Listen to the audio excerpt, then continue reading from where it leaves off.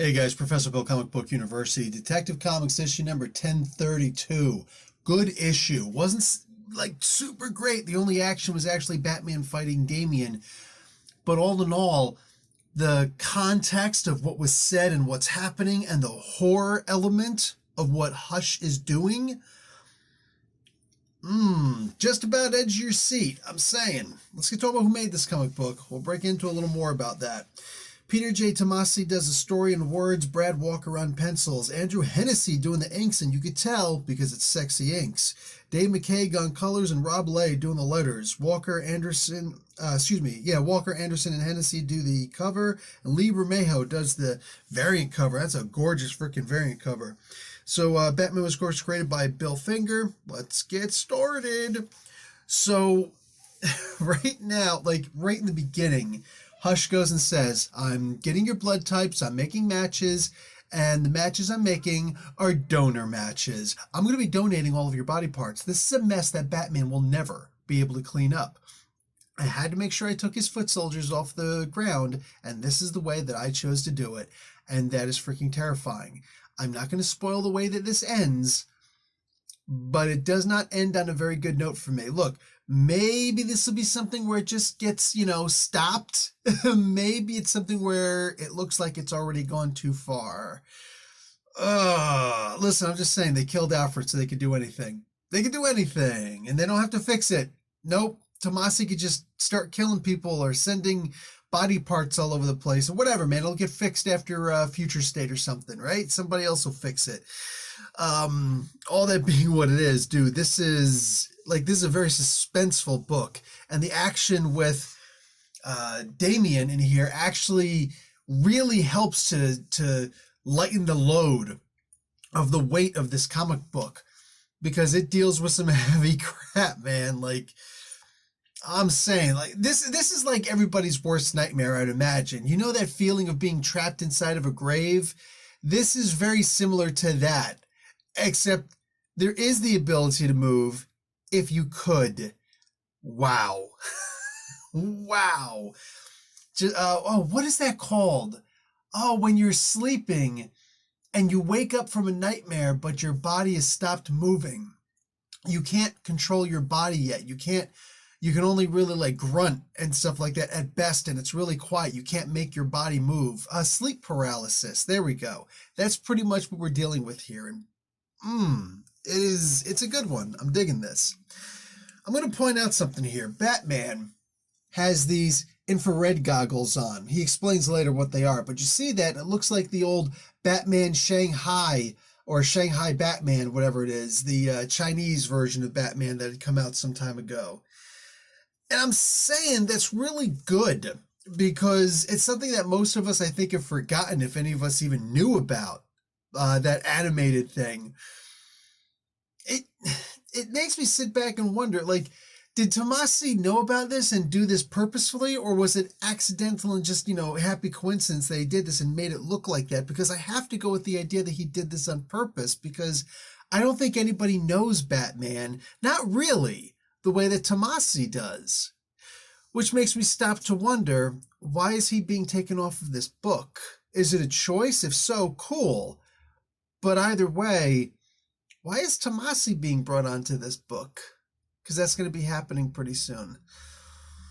I believe immediately after Future State, and I can't say I'm happy about that. Look, I'm going to try the first issue. Maybe I can even get to the next issue. I don't know, but this is frightening, because I've never, and this is no insult against Mariko Tamaki. Did I say the name wrong? I hope not. From Tomasi to Tamaki. Anyway, I've never liked a single thing that I've ever read from Tamaki. That's not an insult on her character or her person or her looks or her weight or her anything, because there are a lot of people who like to just attack people, and I don't even think I know what she looks like. Anyway, it doesn't matter. I'm not here to attack her as a person. Simply, I don't even want to attack her writing. I just want to point out that I've never liked anything that she's written before, and that is going to make it hard for me to read Detective Comics going forward. To give you an idea of what's the likelihood of me continuing with Detective Comics once she's here, is that I actually enjoyed Tom King's Batman more than I liked anything that she's ever done. That's not a good sign. So we'll see. I'm really hoping this is the thing that, she turns around. Maybe she said, can I work on Batman? I've got this great Batman story I'd love to be able to tell, in which case, yes, do it. I'm here for it if it's going to be good. But I don't have good experiences there. So, yeah, there's going to be some people, hey, you're not reviewing Detective anymore? Hey, you haven't even listened to my reviews of Detective before, so why are you asking? Because you don't care. But if you hear this and you want, then you'll understand. You'll be able to let people know. Nope. He's got a bad case of the Tamakis. I don't know if I actually want that to be a thing. I don't want that to be a saying. But hey, it's out there now. Anyway, guys, I'm out. I enjoyed the hell out of this. This was really good. A simple read with that subtle horror that just bleeds. Oh, bad choice of words. Bleeds right into it. This is something that I would expect out of Professor Pig. But coming from Hush, damn. Also, did I mention how much I freaking love this cover? One of the things that I like about Damien, I'm going to go into this a little bit longer because I know there's a lot of people who don't like Damien. Excuse me, allow me to express why I think that Damien is an amazing character. People can argue he's always punching, people. He's always kicking and punching on Bruce, and he's lucky Bruce doesn't punch back. And I wonder, isn't that the exact same thing that we can and should say about Bruce versus Superman? No. Hear me out for a second. We love the idea that Bruce beats up on Superman, and Bruce is willing to go places that Superman won't go because Batman won't hold back. But he will hold back against Damien. Now, isn't it just interesting that Batman has kryptonite, red sun, magic, and Batman? All Bruce has is Damien. Here's this guy who he loves. And he'll put his hands on him, but he won't backhand him. You know what I'm saying? He won't actually strike him. And he points it out in this book. And it made me just think about this. This is basically Damien is to Batman what Batman is to Superman. I'm loving it. It's that unfair advantage. And he seems like such a jerk for taking that, right? But who am I talking about here? Am I talking about Damien? Am I talking about Batman? Am I talking about both?